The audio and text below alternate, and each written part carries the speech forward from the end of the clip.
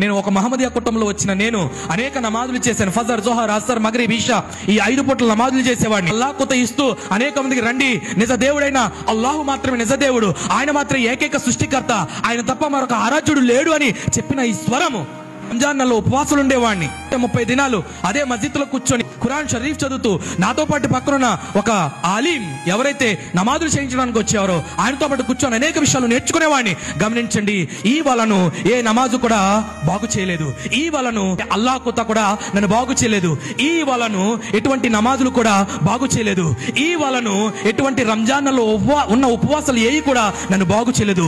కేవలం ఈ వలను బాగు చేసిన ఏకైక శబ్దం నేను ఏదైనా విన్నాను అని అంటే అది దేవుని వాక్యము, యేసు క్రీస్తు యొక్క వాక్యాన్ని విన్నప్పుడు ఈ వల బాగుపడింది. ఈ వల బాగుపడడానికి గల కారణం ఏంటంటే యేసయ్య మాటలే నన్ను బాగు చేసేయి. గమనించండి, ఈ బాగుపడిన ఈ వలను యేసు ప్రభువారు యేసయ్య వాక్యం ఏమాత్రం కూడా మూలన పెట్టలేదు.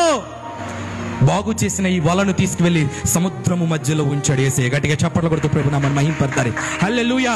పిగిలిపోయిన వల యేసయ్య మాట ద్వారా కట్టబడింది. దానికంటే ముందు అనేక చేతుల్లో పడింది ఈ వల, కానీ ఏ ఒక్కరు కూడా బాగు చేయలేదు ఈ వలను. కానీ ఒకే ఒక్క చేతిలో పడింది. యేసయ్య చేతిలో పడిన వెంటనే నూతన జీవితం పొందుకుంది ఈ వల. పిగిలిపోయి చెగిరిగిపోయి కనపడుతున్న ఈ వల దేవుని శక్తి చేత కట్టబడింది.